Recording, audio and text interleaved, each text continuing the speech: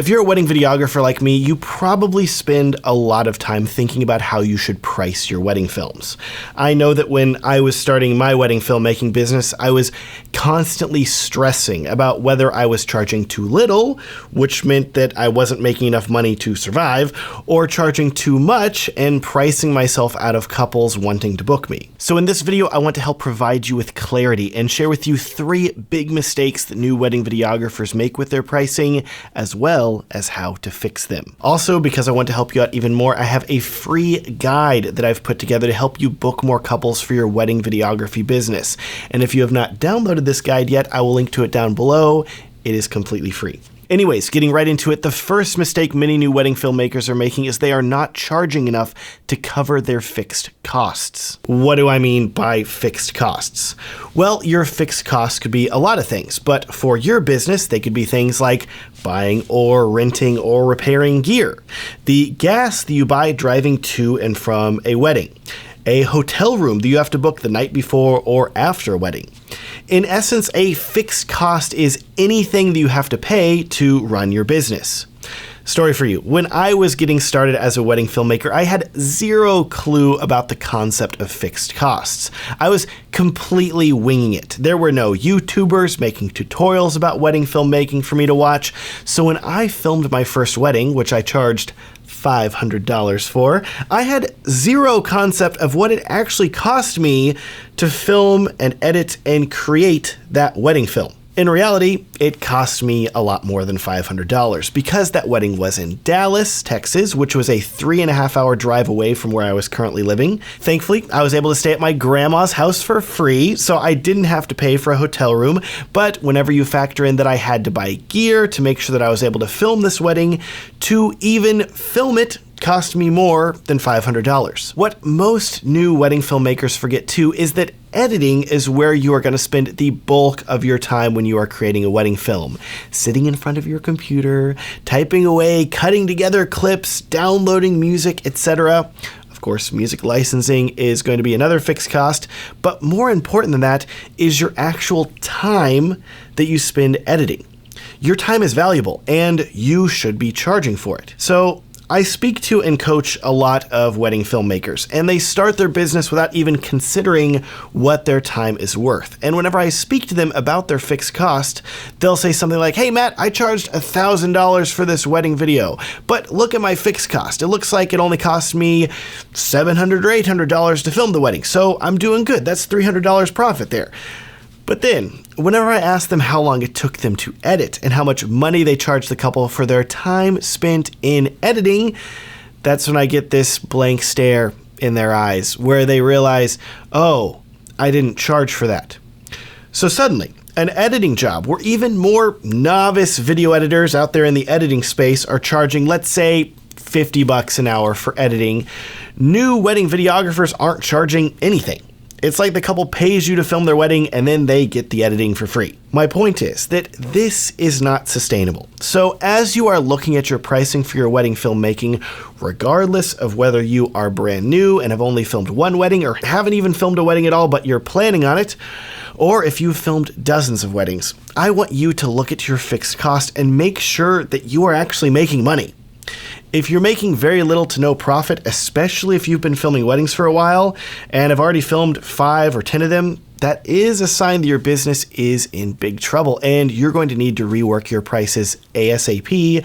Otherwise, you're not going to be in business for long. Okay, not charging enough to cover fixed costs is mistake number 1. Moving on to mistake number 2, most new wedding videographers are not charging what their market can afford. In short, what this means is that where your wedding videography business is located is going to affect the amount that couples are going to be willing to pay for your films.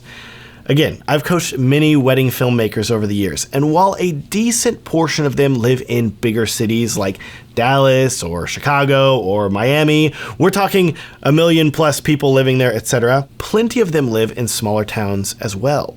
Maybe you live in the suburbs, an hour or 2 away from a big city, or maybe you live way out in the country and you like it like that, but driving to a bigger city is going to take you 3+ hours. Well, regardless of where you live, what you need to keep in mind is that the population of your surrounding area is going to affect how much couples are willing to pay to have you film their wedding. If you live in a smaller town, there are literally less people there that are getting married. Case in point, when I was starting my wedding filmmaking business, I went to Texas A&M University, and I was living in a smaller town of approximately 100,000 people, of which approximately 50,000 were college students. I very quickly discovered that while there were some weddings that were happening in my town, I was very quickly hitting a cap on what I could charge.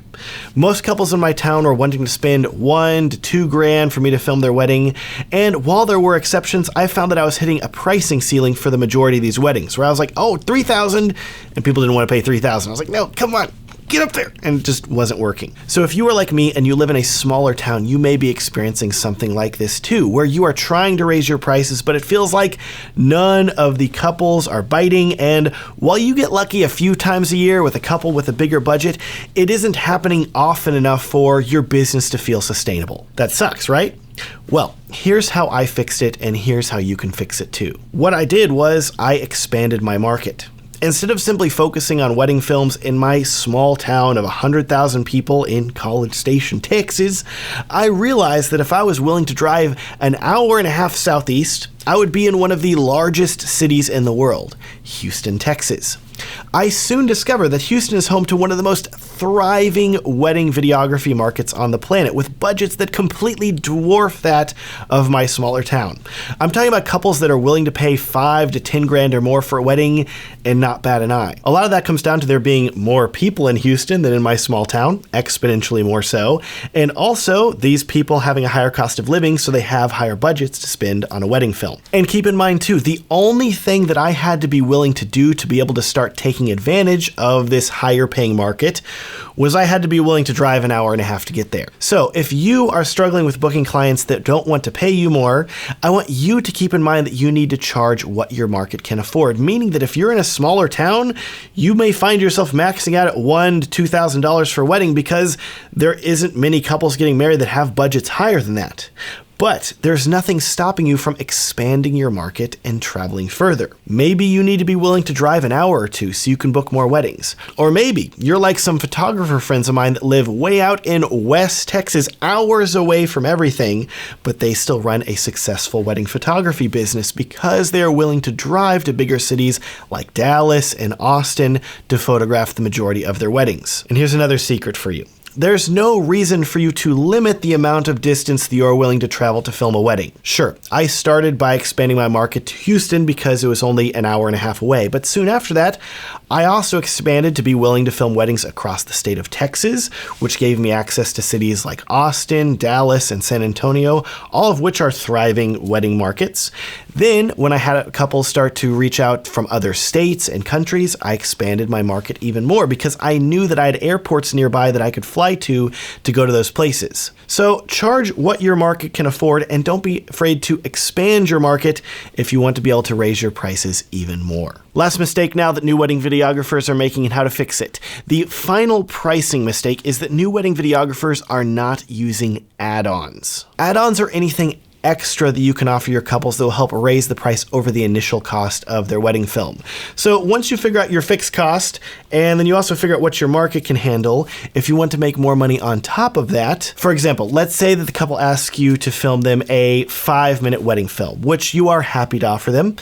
In that case, a great add-on that you could offer to include for the couple to purchase would be a full ceremony edit, where you create a separate video that shows their entire wedding ceremony from beginning to end. While you are doing this, I want you to think like McDonald's. Yes, the fast food restaurant.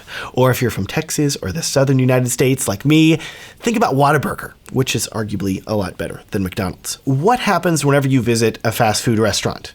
You order a burger and the worker is immediately going to ask you, do you want fries with that? This is something that the restaurant has already made. Literally, there's a worker back there making fries basically 24/7, and they're just waiting for people to buy them. And McDonald's and Whataburger know that the odds are that if you buy a burger, you're probably going to want fries as well. And this is a great opportunity for them to make a few extra dollars. And for you to also be happier because you're eating delicious French fries. Come on, everybody loves French fries. For you as a wedding filmmaker, whenever a couple books a wedding film, you need to be offering add-ons. And while these may not be French fries, which could arguably be very tasty, and I do think that there could potentially be a market where you could offer French fries with a wedding video edit, and then the couple sits down and they're eating fries and instead of popcorn to watch their wedding film, I'm just saying it's a great idea. Anyways, you're at this point going to make a lot more money than $2 French fries because you could be charging $300, $500, $700 for this full ceremony edit. Just like the fast food restaurant with French fries, for the couple, this choice to get a full ceremony edit is gotta be a no-brainer. Do you want fries with your burger? Of course you do. Do you want a full ceremony edit with your wedding film? Of course you do. The couple just said yes to you filming their wedding. Human psychology says that they are most likely going to say yes to having you sell them a full wedding ceremony edit as well. Keep in mind with the French fry analogy too, just like how there's a worker in the back always making French fries so they're ready to go, you, as the wedding videographer, have already filmed the wedding ceremony. At this point, it's just sitting on your hard drive and you're ready to use a bit of it in the wedding film. But putting together an edit of the full ceremony is not going to make you much time at all. You've already gone through the footage once to make the wedding film. It's going to be very easy for you to throw together a full ceremony edit. So there's really no reason for you to not offer this because it's a very low effort but high paying result, which is great. Last fast food analogy here for you. Don't limit yourself to just French fries. If you're at McDonald's, they don't stop at offering you French fries. Do you want fries with that? Is just the start. Then there's the drink. Do you want it to be large? Then there's dessert. Do you want the apple pie? Do you see how many add-ons they offer? You should do the same. Have a curated selection of add-ons that you can offer to your couples. And once they book, make sure that you offer them these add-ons as well, because the odds are that they're going to say yes, and you're going to make a greater profit. So there you have it. 3 mistakes that new wedding filmmakers are making in how they price their wedding videography and how to fix them. Let me know down in the comments below how you are doing with pricing your wedding films, as well as anything else that you would like me to cover to help you with your wedding filmmaking business. Remember too, if you have not downloaded my quick tips guide to book more wedding film clients, that guide is completely free and linked down in the video description. Thanks so much for watching. Please like this video if you enjoyed it, subscribe if you want to see more, and have a great day.